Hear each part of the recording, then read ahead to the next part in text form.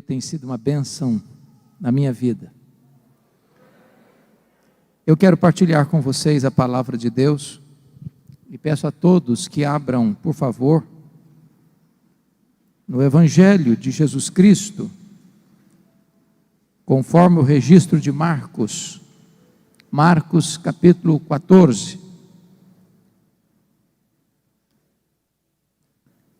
versos de 1 a 9.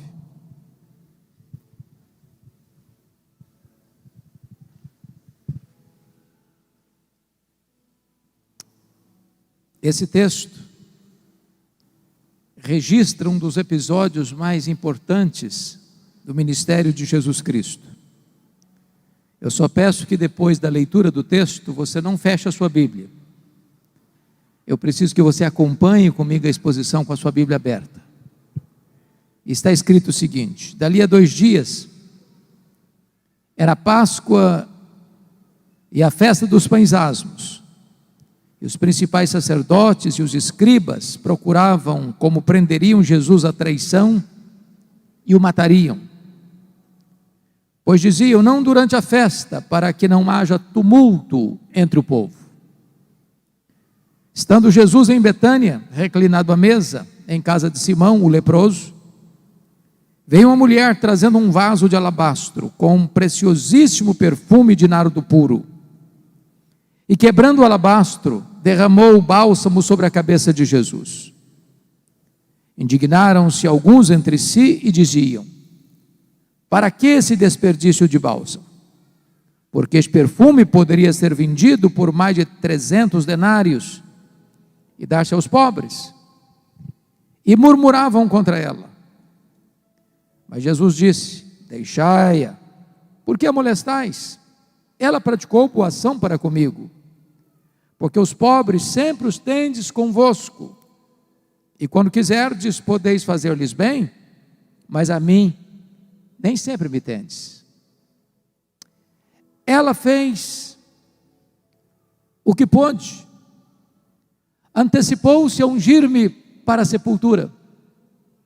Em verdade vos digo, onde for pregado em todo o mundo o Evangelho, será também contado o que ela fez, para a memória sua. Amém? Podem se assentar.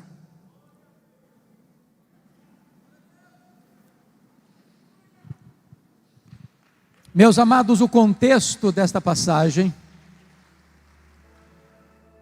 está meridianamente claro no texto. Trata-se de 2 dias antes da Páscoa. A Páscoa era a maior festa de Israel. Apontava para um momento histórico da libertação de Israel de uma amarga escravidão no Egito. A Páscoa era a alegria dos judeus e o terror dos romanos.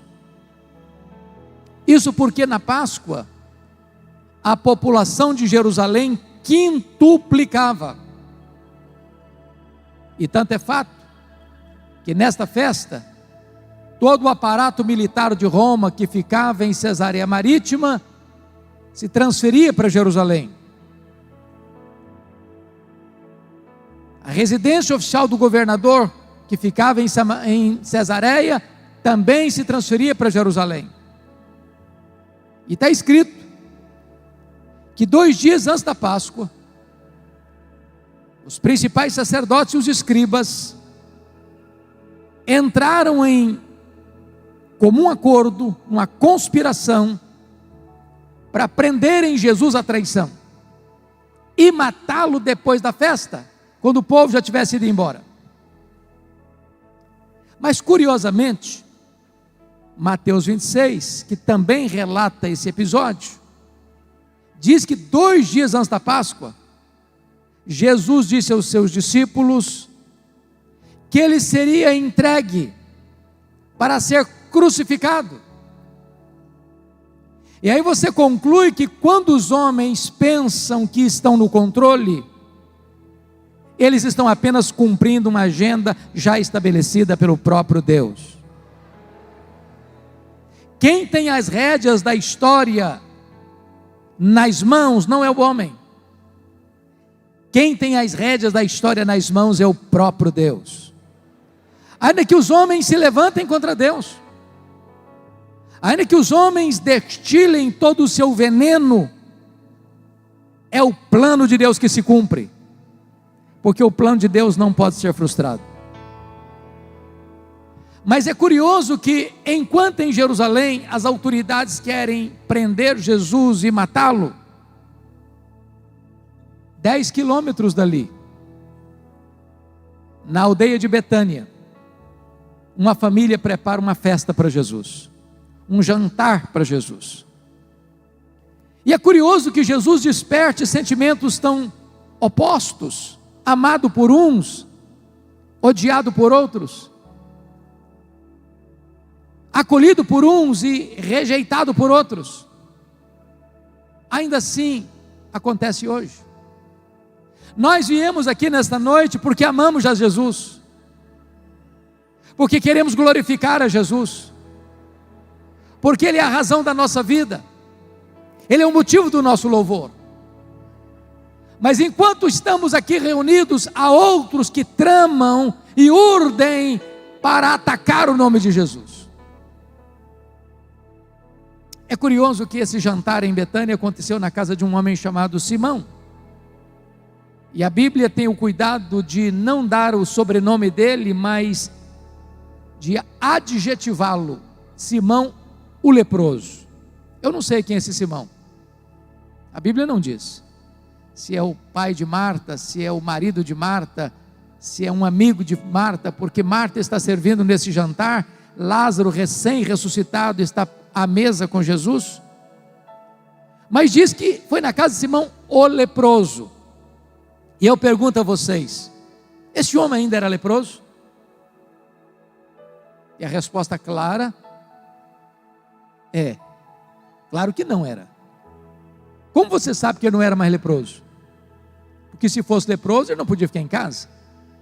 Se fosse leproso, ele não podia receber ninguém em casa. Mas se ele não era mais leproso, por que Marcos não diz que o jantar aconteceu na casa de Simão, o ex-leproso, mas que o jantar aconteceu na casa de Simão, o leproso? Para alertar-nos de um grande perigo, o perigo de rotular gente, o perigo de carimbar pessoas, o perigo de colocar uma marca viva num ser humano, porque rótulos ficam, mesmo quando eles não são mais importantes, porque o doente foi curado, o cativo foi liberto, o perdido foi encontrado, o pecador foi salvo, mas a marca fica. Então não rotule gente, não carimbe pessoas. Curiosamente, quem se destaca nesse jantar é uma mulher. Esse episódio está relatado nos 4 evangelhos, em Mateus 26, em Marcos 14, em Lucas 22 e em João 12. Nos 3 evangelhos sinóticos, Mateus, Marcos e Lucas, essa mulher não é chamada pelo nome, ela é incógnita. Mas em João 12, essa mulher tem nome, é Maria, irmã de Marta e Lázaro. E essa mulher tem uma biografia belíssima na Bíblia, porque ela só aparece 3 vezes. E as 3 vezes que essa mulher aparece na Bíblia, ela está aos pés de Jesus. A primeira vez em Lucas 10, ela está aos pés de Jesus para aprender de Jesus. A melhor academia do mundo é assentarmos-nos aos pés de Jesus. Ele é a fonte da sabedoria, e se nós queremos aprender as verdades eternas, temos que nos assentar aos pés de Jesus e ler a sua palavra, porque a sua palavra é a voz do próprio Jesus.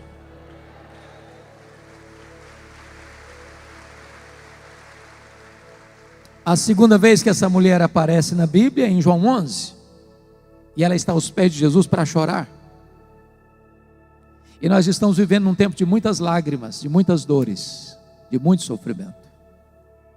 E eu vou lhe dizer que o melhor lugar para você encontrar bálsamo e consolo para suas dores e para enxugar suas lágrimas, é aos pés do Senhor Jesus.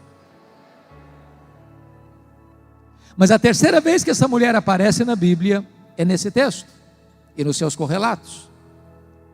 E aqui ela está mais uma vez aos pés de Jesus, agora para agradecer. E a pergunta é: agradecer o quê? O maior milagre público de Jesus, a ressurreição de Lázaro. Nós estamos aqui nesta noite também para agradecer. O Ministério Canaã está completando 21 anos. 21 anos. E eu disse hoje para o pastor Gessé que não há explicação para o crescimento desse ministério a não ser a manifestação da graça e do poder de Deus. E você que pertence a este rebanho, e você que pertence à igreja de Cristo, como foi dito aqui, nós somos uma só igreja. É preciso que haja gratidão no nosso coração nesta noite, por aquilo que Deus já fez, por aquilo que Deus está fazendo, e por aquilo que Deus fará. E a nossa oração é que o melhor daquilo que o Ministério Canaã já experimentou até hoje, sejam medidas mínimas do que Deus vai fazer daqui para frente, para a glória do seu nome.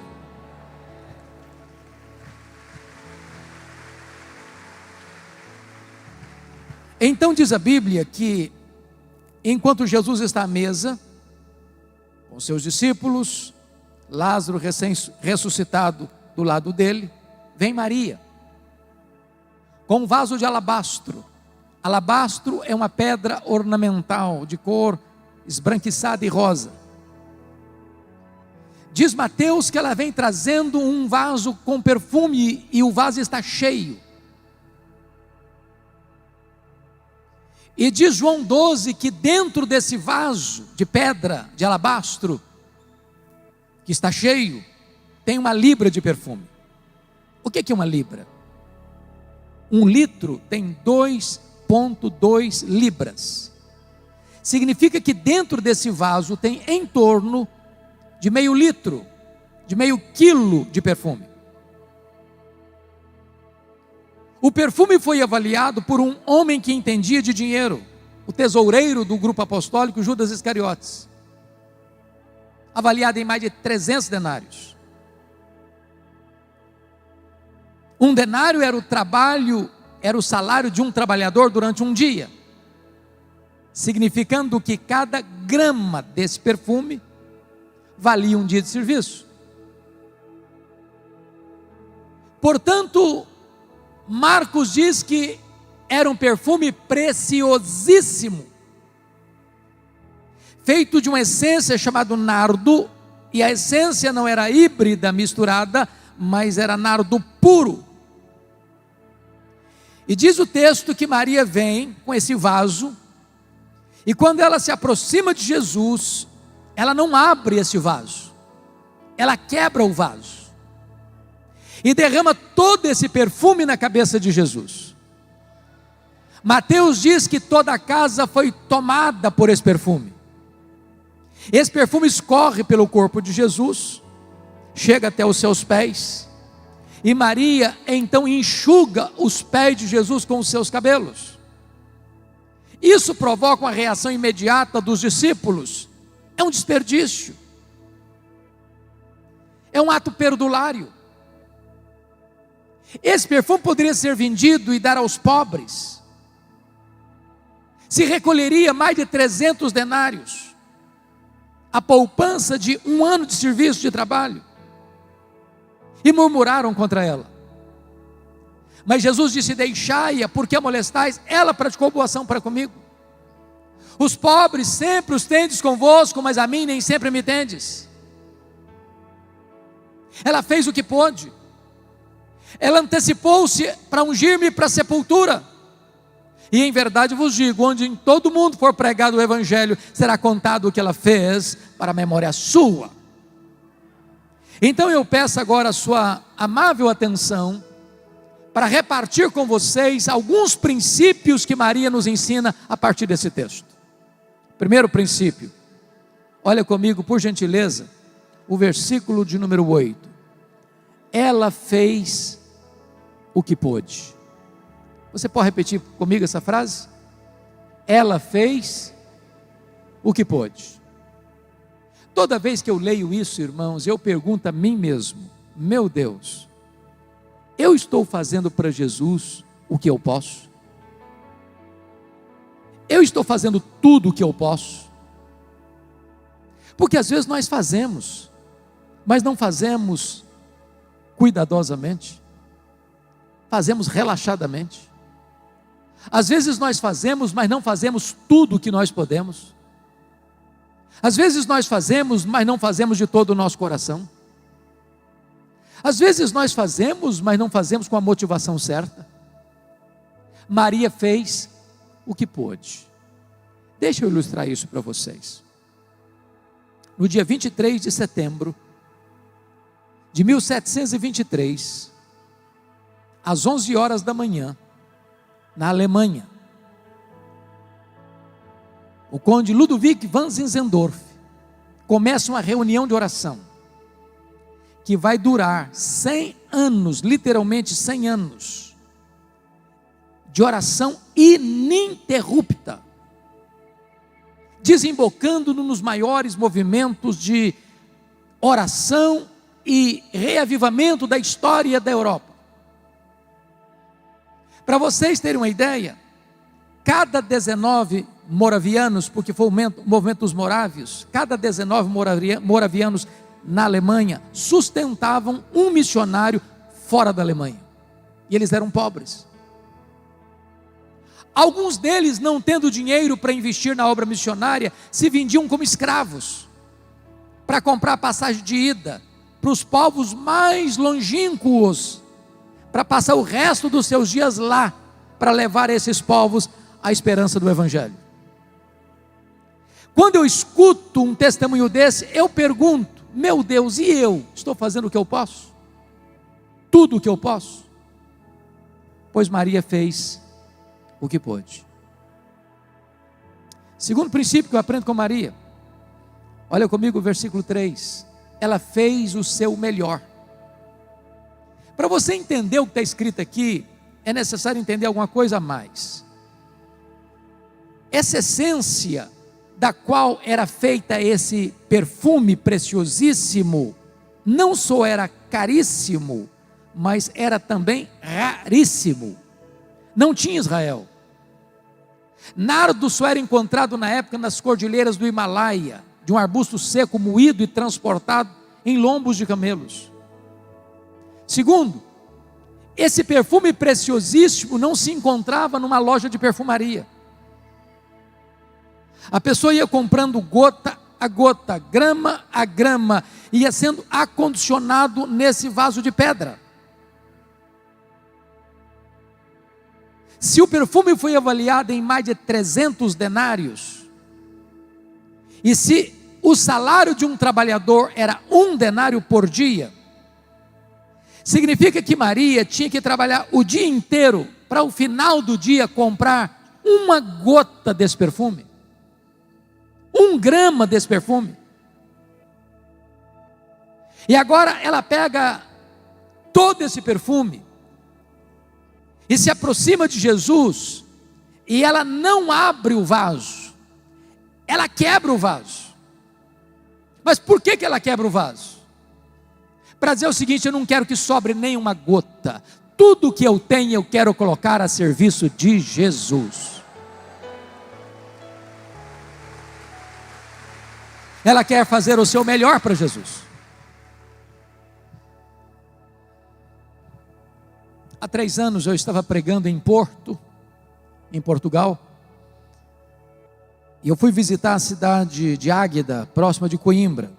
E quando nós viajávamos, eu vi caravanas a pé, no asfalto. Eu perguntei: o que essas pessoas estão fazendo?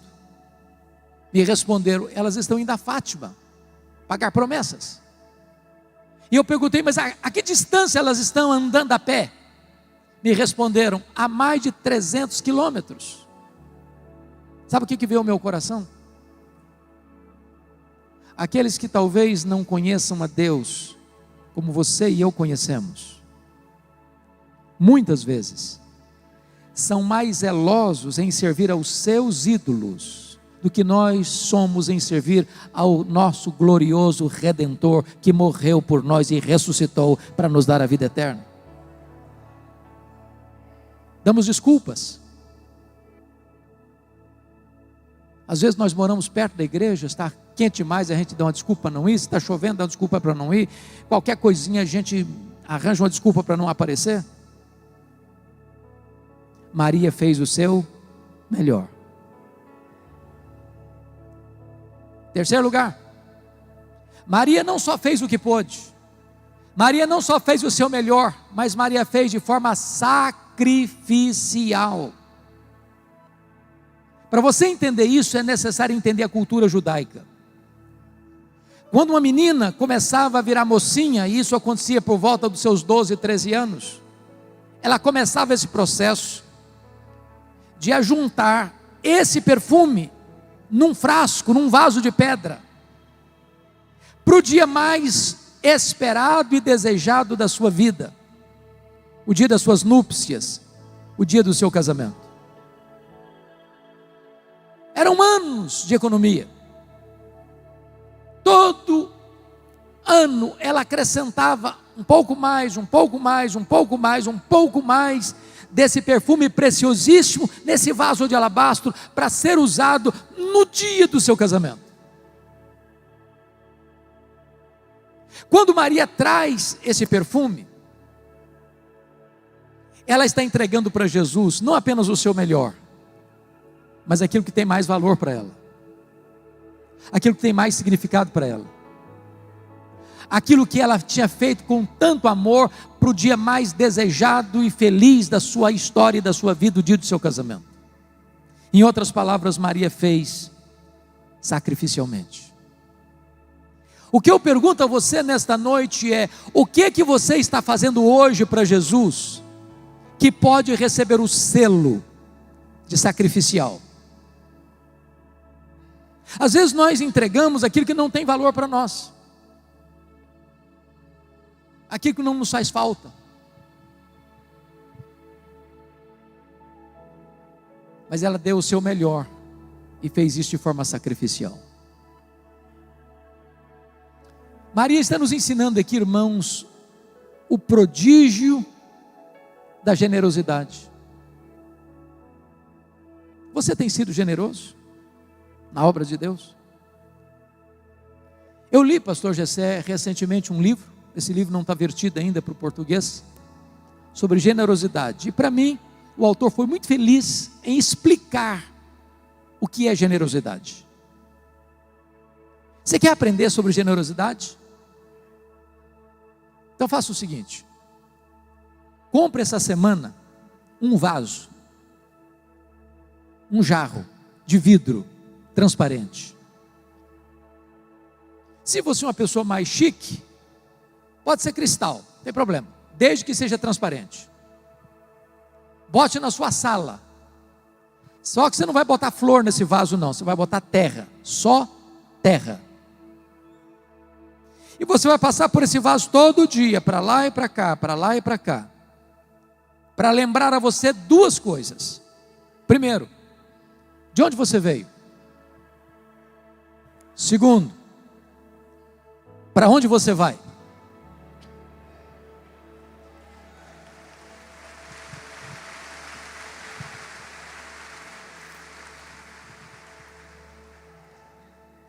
Do pó que você veio, quanto você trouxe? Para o pó, para onde você vai, quanto você vai levar? Você não trouxe nada e você não vai levar nada. Portanto, você não é dono de nada. Você é apenas o mordomo do dono.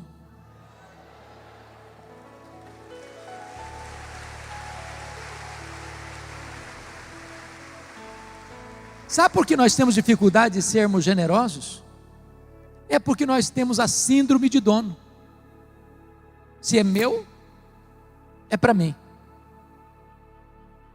Mas se você entende que o que você tem é do dono, e o dono é generoso, e o que se requer dos mordomos do dono é que sejam encontrados fiéis, a única maneira de você ser fiel com o que é do dono, que é generoso, é sendo generoso com o que é do dono.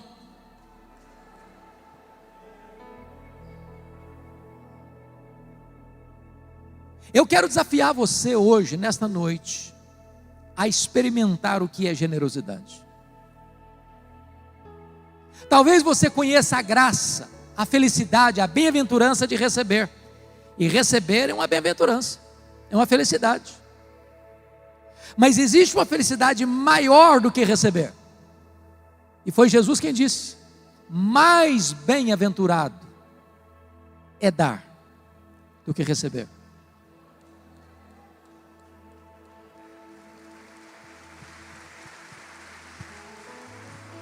Irmãos, ninguém é tão pobre que não possa dar, e ninguém é tão rico que não possa receber. Então ponha no seu coração esta semana de fazer uma oferta generosa, de procurar saber se na sua família não tem alguém precisando de uma ajuda, um socorro. Deixa eu ilustrar isso.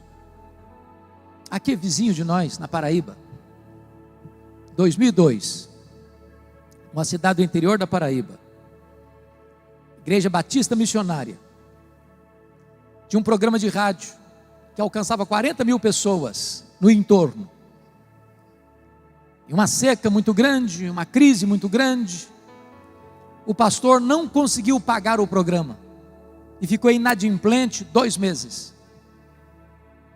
Recebe um checkmate da emissora: ou o senhor paga o programa até a semana que vem, ou nós vamos tirar o programa do ar. O pastor, muito aflito, chegou no domingo à noite na igreja e disse: meus irmãos, nós não podemos deixar o programa sair do ar. São 40 mil pessoas que escutam, então me ajudem, vamos fazer uma oferta sacrificial para o programa não sair do ar. Lá estava no culto um casal, senhor Tota e dona Lourdes, que eram meeiros. Eu acho que todos vocês conhecem essa palavra meeiro. Meeiro é um indivíduo que trabalha na terra de uma pessoa e produz, planta, colhe, e quando ele colhe, a metade do que ele colheu vai para o dono da terra, e fica só com a metade. A dona Lourdes e o senhor Tota moravam a 6 quilômetros da cidade, da igreja, iam a pé para a igreja. Quando retornaram, foram conversando a estrada fora. A Lourdes disse: ô Tota, você viu o apelo do pastor, nós temos que ajudar, o programa não pode sair do ar. O Tota disse: mas Lourdes, não tem nada lá em casa, não tem dinheiro, não tem nada, nós vamos ajudar como? Não, mas nós temos que fazer alguma coisa, nós temos que fazer uma oferta. Mas Lourdes, não tem nada lá em casa. Lá pelas tantas, a Lourdes diz: nós vamos dar o melhor. Uai, Lourdes, o que é o melhor? Nós temos um terreiro com muitas galinhas e tem um galo, nós vamos dar o galo é o melhor que nós temos lá em casa. Segunda-feira de manhã, dona Lourdes botou o galo debaixo do braço, 6 quilômetros para a cidade, bateu na porta da casa do pastor, ele atendeu. Ela disse: eu vim trazer minha oferta sacrificial para que o programa não saia do ar, vim trazer esse galo. O pastor deu um sorriso amarelo, agradeceu, fechou a porta e pensou: meu Deus, o que eu vou fazer com esse galo? Ele pensou: vou fazer uma rifa. Ele pensou melhor, falou: rifa não combina com crente, não vai dar certo. Lá pelas tantas, ele pensou: vou botar na internet, vou contar o que essa mulher fez. Depois, no domingo seguinte de manhã, pastor Jeremias Pereira, da 8ª Igreja Presbiteriana de Belo Horizonte, abre a sua caixa de e-mail. Lá estava a história da mulher do galo, dona Lourdes. Aqui mexeu com o coração dele. Chegou na igreja, disse: meus irmãos, tem uma igreja no interior da Paraíba, que precisa manter um programa no ar, e nós vamos levantar uma oferta agora, para mandar para esse pastor. Levantar a oferta que correspondeu a 2 anos de programas.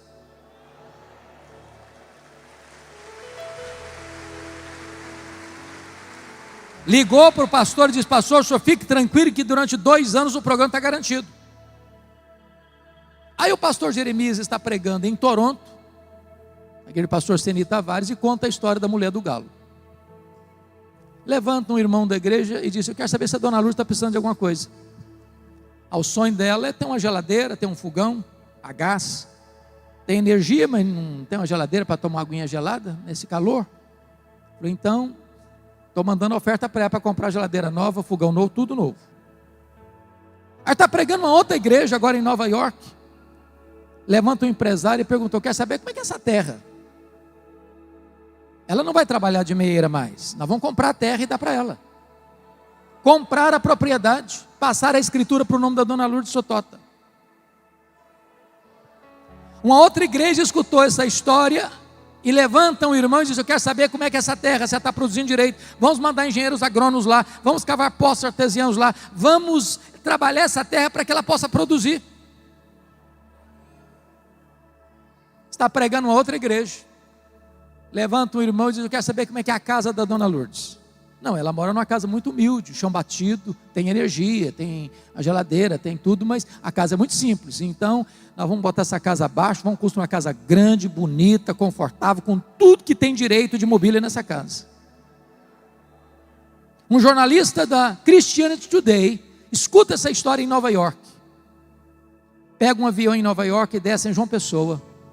Pega um carro e vai ao interior da Paraíba para entrevistar a dona Lourdes e escrever essa história que percorre o mundo inteiro. Porque uma mulher resolveu, na sua pobreza, fazer uma oferta sacrificial.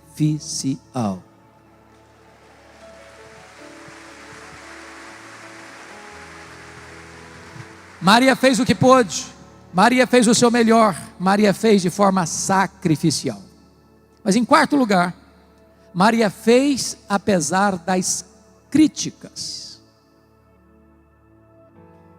Irmãos, eu sou pastor há 39 anos. Eu nunca vi, pastor Gessé, ninguém fazendo algo relevante no reino de Deus sem enfrentar críticas. Nunca vi. Quem tem medo de críticas não serve a Deus. Quem tem medo de críticas está mais interessado no aplauso dos homens do que na aprovação do céu. Maria enfrenta 3 críticas. Confira comigo o versículo 4. Indignaram-se alguns entre si e diziam: para que esse desperdício de bálsamo? A pergunta é: quem são esses alguns aqui? A liderança, os discípulos, que deviam estar felizes com ela, imitando o exemplo dela, estão indignados com ela. Mas eles não estão indignados por aquilo que ela fez, eles estão indignados para quem ela fez. Se fosse para os pobres, tudo bem, mas para Jesus, não, aí eu exagero, isso é um desperdício. As pessoas não vão entender a sua dedicação a Jesus. Mas faça o seu melhor apesar das críticas. Segunda crítica, olha comigo o versículo 5.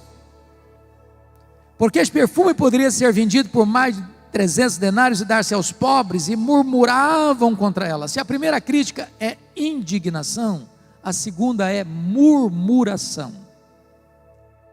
Você acha que o povo de Deus murmura ainda hoje? Ou esse negócio já acabou?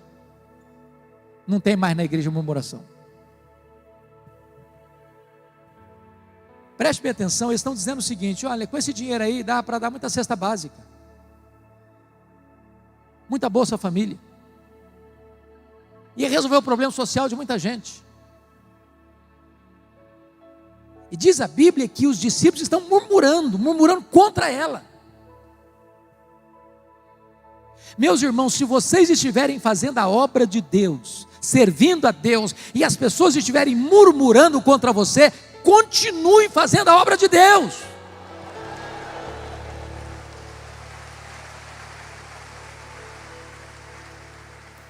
Terceira crítica, olha comigo o versículo 6. Mas Jesus disse: deixai-a, por que a molestais? Ela praticou boa ação para comigo. Primeiro é indignação, segundo é murmuração, terceiro é molestação. Molestar hoje é crime, da cadeia. Jesus precisa sair em defesa de Maria, dizendo: deixai-a. Ela praticou boa ação.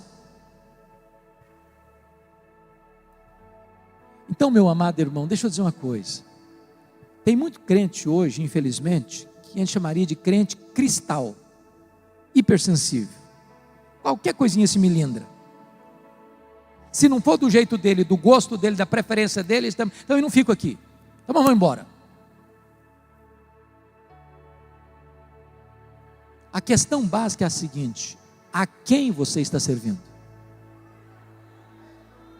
Se você depender dos aplausos dos homens, ou se você depender de não receber crítica dos homens para servir a Deus, a sua motivação não está boa. Você precisa fazer apesar das críticas. Quinto princípio.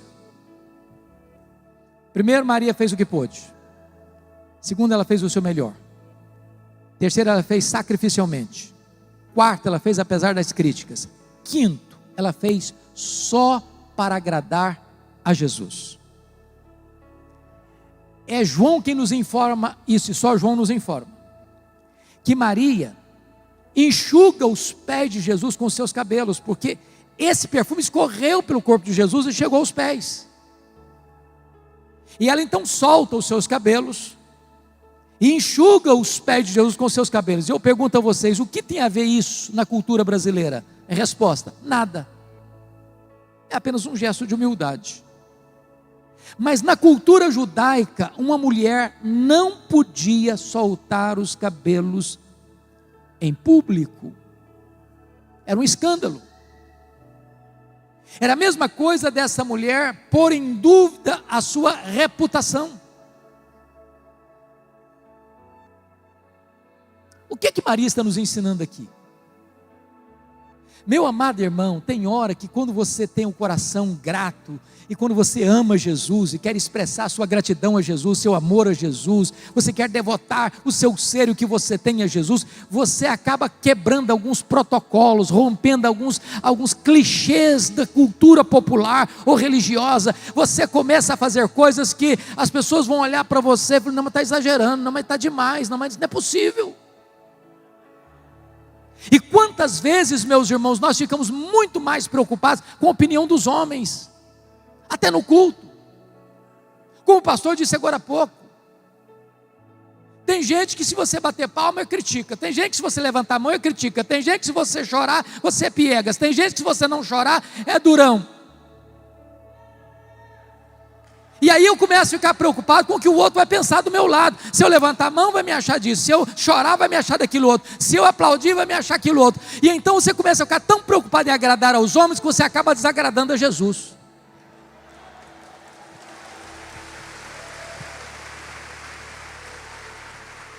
Maria só tinha um vetor que governava a vida dela: era agradar a Jesus. Eu não estou com isso dizendo que você tem licença para sair desagradando as pessoas, não. O que eu estou lhe trazendo à memória esclarecida é que a motivação do nosso coração tem que ser agradar ao Senhor Jesus. Tem gente que quer agradar a denominação, tem outros que querem agradar a liderança, tem outros que querem agradar a corrente A, a corrente B, a corrente C. Amados irmãos, nós somos de Jesus e o nosso coração é de Jesus, e nós queremos agradar ao Senhor Jesus. Sexto princípio: Maria fez a pessoa certa. Confira comigo, por favor, os versos 6 e 7. Está escrito o seguinte: ela praticou boa ação para comigo, porque os pobres sempre os tendes convosco, mas, e quando quiserdes podeis fazer-lhes bem, mas a mim nem sempre me tendes. Será que Jesus está dizendo então que os pobres não são importantes? Que os pobres podem esperar? Que os pobres não merecem prioridade na agenda da igreja? E a resposta é um não sonoro. Aliás, Mateus 25, 31 a 46, é uma cena do juízo final, onde o único pecado elencado por Jesus é o pecado da omissão em relação aos pobres. Agora, o que está claro é o seguinte: ninguém vai para o céu porque ajuda os pobres. Ninguém é salvo porque dá pão para quem tem fome, dá roupa para quem está nu, porque socorre os necessitados. Ajudar os pobres não é a causa da salvação, é a evidência da salvação. Você não ajuda os pobres para ser salvo, você ajuda os pobres porque foi salvo pela graça. Você não ajuda os pobres para alcançar o favor de Deus, você ajuda os pobres porque já foi alcançado pelo favor de Deus. Você ajuda os pobres não para ter o seu nome no livro da vida, você ajuda os pobres porque você já tem o seu nome no livro da vida. É o seu amor a Jesus que leva você a amar o seu próximo. Porque se não for isso, a gente pode até ajudar o próximo com a motivação errada. Quando uma pessoa, por exemplo, ajuda o próximo para com isso alcançar a salvação, ele está dizendo que o que Cristo fez na cruz não tem valor. Ele está desprezando a graça, ele está anulando a cruz. Ele está dizendo que ele mesmo vai construir um caminho para o céu. Mas quando você compreende que você foi salvo pela graça para a prática das boas obras, então você, como gratidão a Deus pela salvação que você recebeu de graça, você quer ser generoso em socorrer os necessitados à sua porta. Penúltimo lugar, sétimo e penúltimo lugar, Maria fez no tempo certo. Confira comigo o capítulo 14, verso 8, a parte B. Ela antecipou-se a ungir-me para a sepultura. E eu peço a vocês atenção para aquilo que eu vou relatar agora. Lucas 8 retrata as mulheres da Galileia que foram as financiadoras do ministério de Jesus. Maria Madalena, Joana, Susana e muitas outras mulheres. Diz que enquanto Jesus caminhava pelas cidades e aldeias da Galileia, e tinham 204 pequenas cidades só na Galileia, e Jesus de cidade em cidade, de aldeia em aldeia ia pregando. E eu fico pensando, pastor Gessé, na logística. O senhor que é um administrador. Tinha 3 mulheres citadas pelo nome, muitas outras, eu não sei quantas são muitas outras, talvez 20, 30. Tinha Jesus, mais 12 homens. Então 13 homens mais aquelas mulheres. Vamos pensar num grupo de 40, de cidade em cidade, de aldeia em aldeia. Logística de hospedagem, logística de alimentação, e elas bancando o ministério de Jesus. Fala bem baixinho. Parece que as mulheres são mais generosas do que os homens.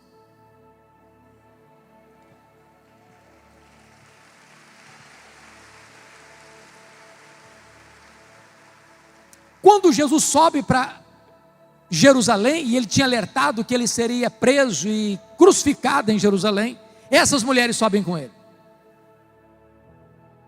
Quando Jesus está sendo crucificado, só tem João lá, mas essas mulheres da Galileia estão lá.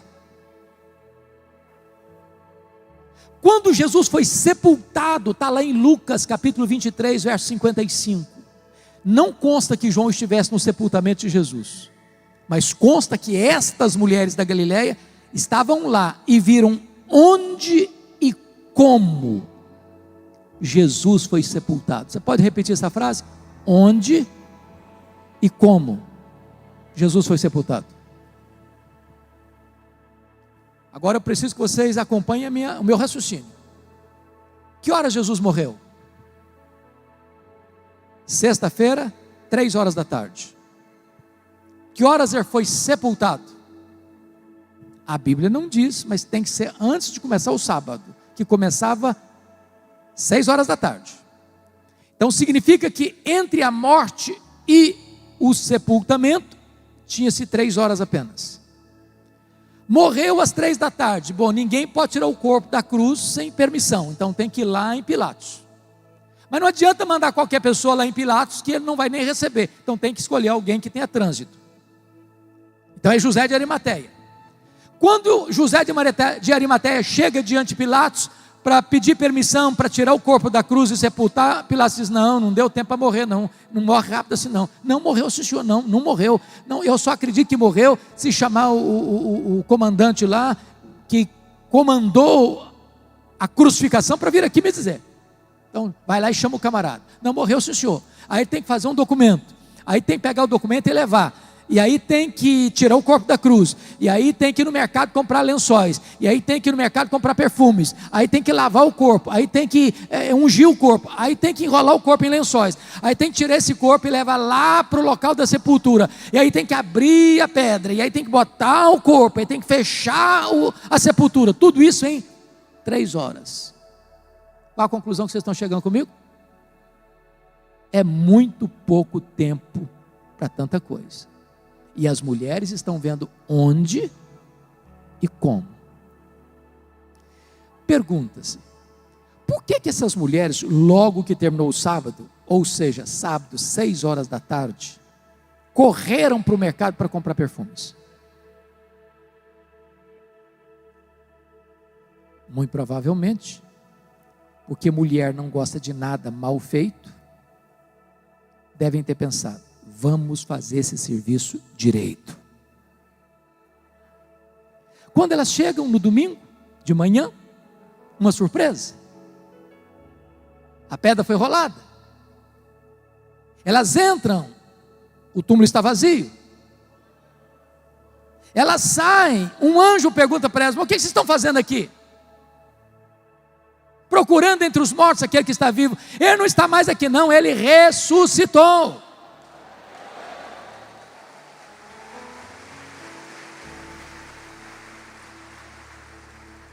Mas o anjo está dizendo mais uma coisa para elas: vocês fizeram muita coisa para Jesus, mas uma coisa vocês não fizeram. Vocês não anteciparam ungir o corpo de Jesus para a sepultura. Agora não precisa mais disso não. Sabe qual é o princípio aqui? Tem coisas na vida que ou você faz hoje, ou nunca mais você vai ter chance de fazer. Oportunidades passam. Talvez hoje é dia de você tomar aquela decisão que está tanto tempo adiando, empurrando com a barriga, jogando para debaixo do tapete, aquela conversa, aquele encontro, aquele confronto. Talvez está na hora de você enfiar a mão no bolso e ajudar alguém que você conhece que está passando uma dificuldade. Na nossa cultura brasileira tem muita coisa esquisita. Às vezes você tem um parente que está doente, mora na mesma cidade. Você é na dinâmica da vida, no corre-corre da vida, ou mora em outra cidade vizinha, ou até distante. Você sabe que ele está doente, sabe que ele está passando uma dificuldade, mas não vai lá não. Aí o telefone toca 3 horas da madrugada. Está chovendo a cântaros. Fulano morreu. Aí você sai desesperado, no meio da chuva de madrugada. Uai, mas agora não precisa ter pressa. Você tinha que ter ido lá. Enquanto a pessoa podia receber você dar um abraço nela, orar por ela. Quer ver outra coisa que me choca? Eu nunca vi ninguém receber tanto elogio na vida como defunto. Ô irmãos, bota o caixão, o pessoal vai passando e rasgando seda em cima do caixão. É muito elogio. A grande pergunta é, será que essa pessoa em vida escutou algum desses elogios? Elogiar alguém porque morreu não adianta não. Se você tem que elogiar alguém, elogie em vida. Se você tem que valorizar alguém que você ama, valorize em vida.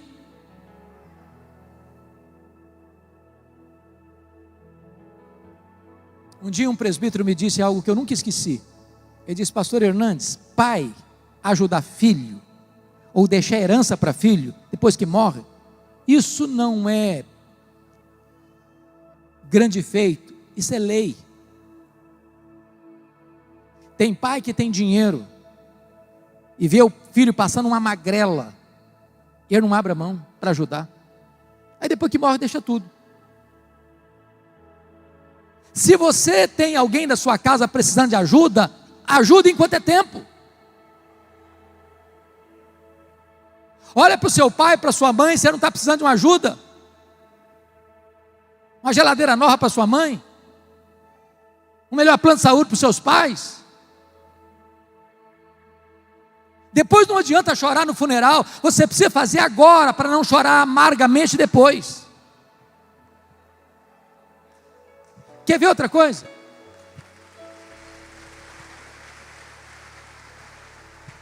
Quer ver outra coisa que me choca na nossa cultura?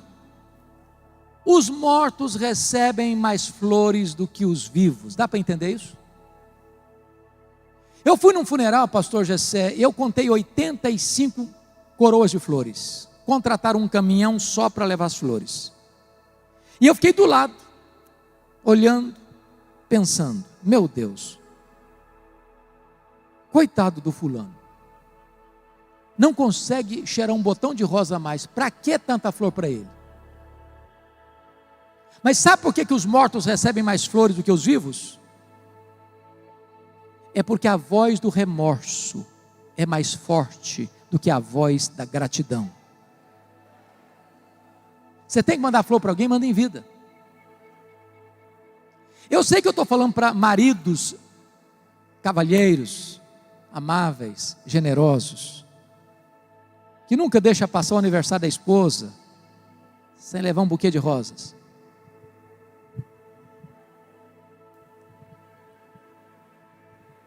Mas eu conheço também marido pão duro,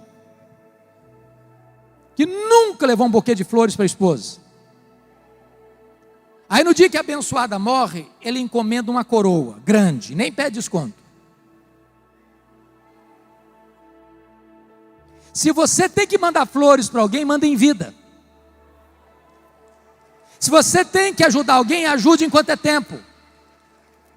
Maria fez, não só a pessoa certa, mas Maria fez no tempo certo. Mas em último lugar, oitavo e último lugar.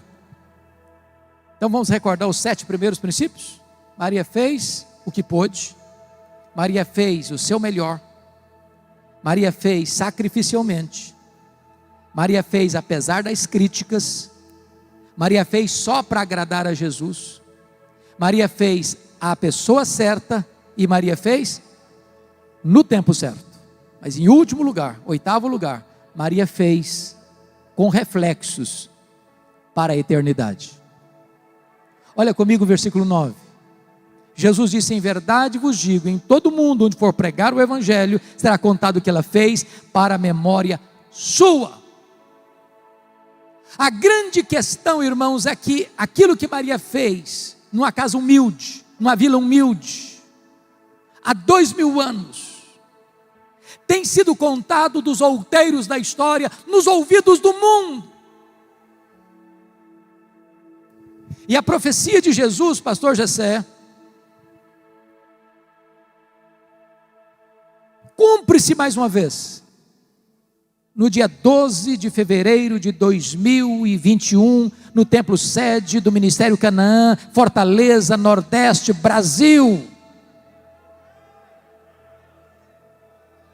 O que ela fez está sendo contado hoje, aqui, esta noite, ao seu coração.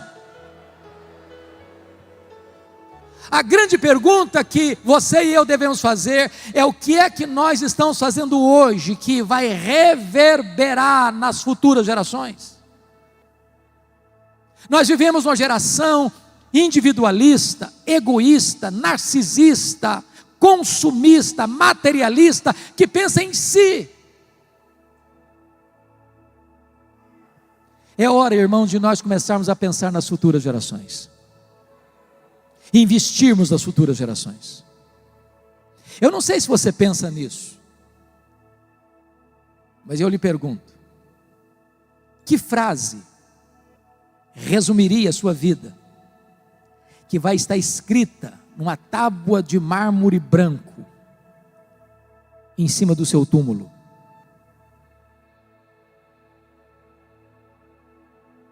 De vez em quando eu me pergunto isso, pastor. Meu Deus, se Jesus não voltar antes, e Jesus me chamar, 50 anos depois, alguém for lá dar uma espanada na poeira dessa tábua de mármore branco, será que a minha história vai mexer com alguém ainda?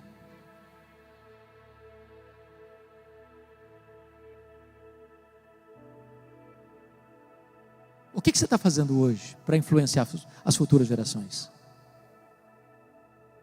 Hoje eu passei boa parte do dia com o pastor de vocês. E dentre tantas coisas, pastor, que o senhor me disse hoje, que eu ganhei o dia, porque tem sido motivo das minhas orações e do meu coração, é que o senhor me disse que está chamando jovens para ter um almoço com jovens, para influenciar esses jovens. Irmãos, os mourões estão caindo. Você sabe o que é um mourão? É uma linguagem da roça. Eu fui criado na roça. Quando você vai fazer uma cerca, hoje mudou muito, mas você colocava um tronco grande, pesado, redondo, forte, e no meio dos mourões você podia botar estacas fracas, porque os mourões seguravam. Os mourões estão caindo, os mourões estão tombando, e nós estamos numa corrida de revezamento. Se nós falharmos em passar o bastão do Evangelho para a próxima geração, nós corremos o risco de perder a corrida. É só olhar para a Europa, a juventude não está mais na igreja. É só você olhar a América do Norte, em alguns setores, quando você chega numa igreja, você vê um mar de cabecinhas brancas, a juventude não está mais lá. E eu quero dizer para você, meu amado, que a fé começa em casa. Não cobre da igreja, a igreja colabora, a igreja coopera, mas é lá dentro da sua casa, é lá dentro do seu lar, que você precisa ensinar os seus filhos, orar com seus filhos, transmitir os seus filhos a fé que um dia nos alcançou.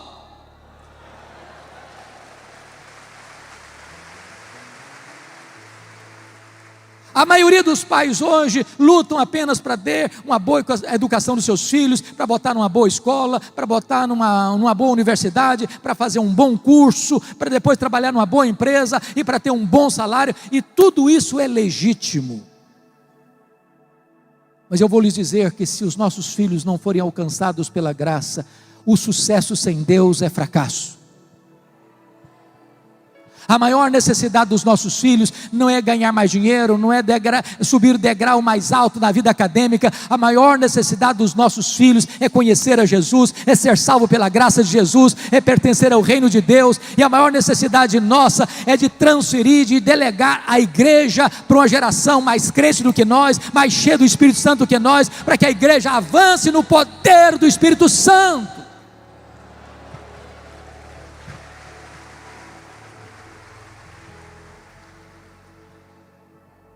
Que Deus nos ajude. Eu queria concluir, se me permitem, dando 2 exemplos. Porque nada mexe mais com o meu coração hoje do que isso, pastor Jessé. Transição. Passar o bastão. Às vezes eu vou nos seminários e o meu coração aperta um pouco, parece que não tem mais brilho nos olhos. Tem uma massa de ministros hoje, chamados de mantenedores, apenas mantenedores de igreja. Poucos dias um pastor me ligou, chorando, e disse assim para mim: pastor Hernandes, a minha denominação não batizou um crente por igreja, por ano, em média.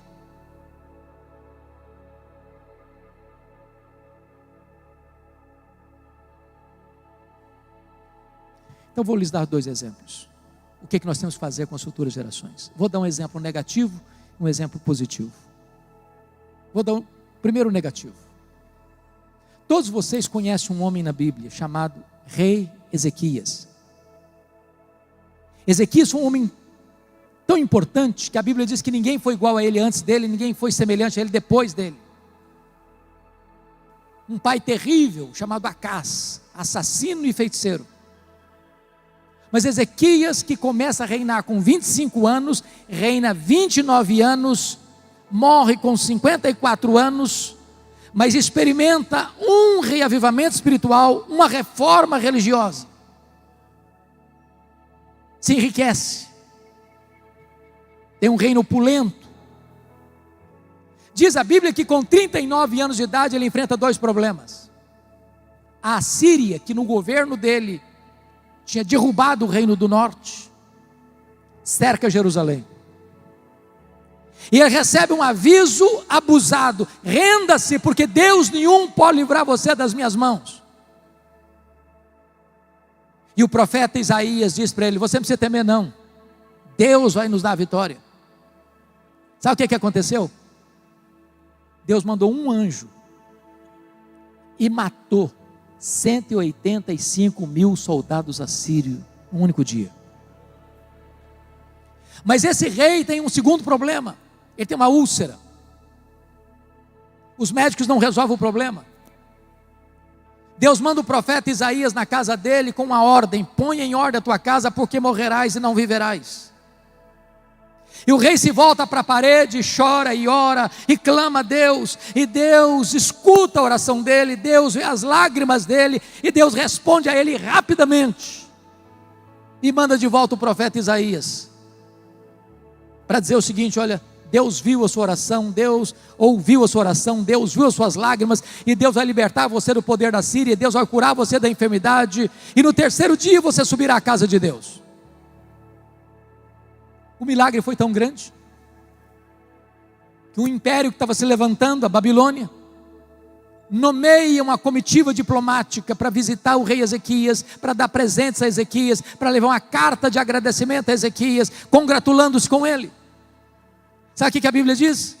Que quando essa comitiva internacional chegou, Ezequias abriu os seus palácios, abriu os seus tesouros, e mostrou quão rico ele era, quão poderoso ele era, quão grande ele era, quão magnífico ele era, e não deu uma palavra sequer de agradecimento e exaltação a Deus. Diz a Bíblia que aquilo foi mal aos olhos do Senhor. E Deus mandou de volta o Isaías na casa dele, e diz: agora escuta a palavra do Senhor. Essa Babilônia virá, e quando essa Babilônia vier, vai saquear tudo, vai levar tudo embora, vai espoliar tudo, não vai deixar nada. Os tesouros vão ser todos levados embora. E tem mais: dos filhos que tu gerares serão levados cativos. E tem mais: esses filhos serão feitos eunucos. Sabe o que significa isso? Seus filhos vão ser castrados e não vão poder gerar. Você quer coisa pior que isso? Sabe qual foi a resposta do rei para o profeta Isaías? Aliás, ele não falou, ele pensou. Sabe o que ele pensou? Boa é esta palavra. Bom, você não entendeu o que eu falei. Eu estou falando que a Babilônia virá, vai saquear tudo, os filhos vão ser escravos, vão ser feitos eunucos. Você está ficando louco? Você perdeu o juízo? Você está dizendo que boa essa palavra? Você está entendendo o que eu estou falando? Mas ele justificou: boa essa palavra, porque pelo menos eu terei paz nos meus dias. Sabe o que ele está dizendo, trocando em miúdos? Quando isso acontecer, eu não estou mais aqui para ver essa história. Desculpe da expressão, sabe o que ele está dizendo? Depois que eu morrer, que os outros se danem, eu não estou nem aí com as futuras gerações, eu só me importo comigo. triste, muito triste. Eu quero encorajar você, papai, você, mamãe, você, vovô, você, vovó, não abra mão de seus filhos, não abra mão de seus netos, em nome de Jesus. Lute por eles, ore por eles, chore por eles, jejue por eles, e não se acomode até vê-los salvos.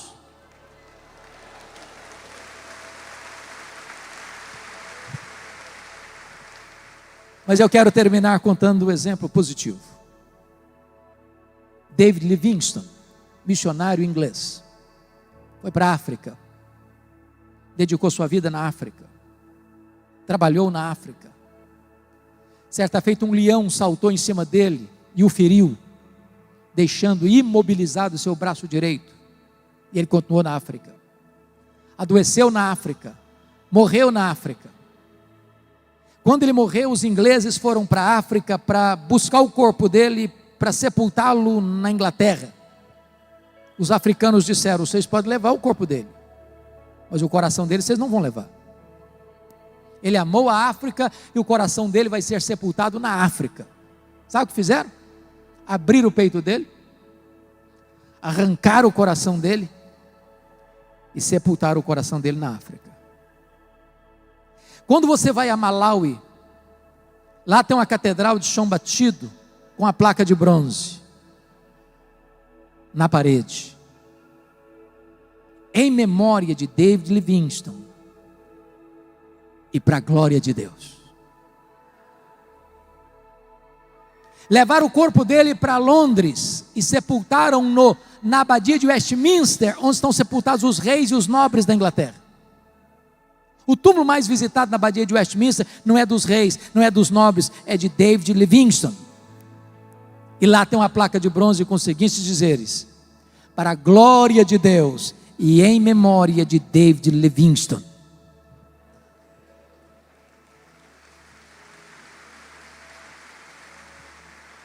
A minha oração, meus irmãos, é que possamos viver de tal modo que a nossa vida seja vivida para a glória de Deus. E quando Jesus nos chamar, deixemos aqui um legado, para que aquilo que fizemos e como vivemos continue influenciando as futuras gerações. Que possamos imitar essa mulher que viveu aos pés de Jesus, para aprender, para chorar e para agradecer, fazendo o que pôde, fazendo o seu melhor, fazendo de forma sacrificial, fazendo apesar das críticas, fazendo só para agradar a Jesus, fazendo a pessoa certa, fazendo no tempo certo, fazendo com reflexos para a eternidade. Que Deus nos ajude. Amém.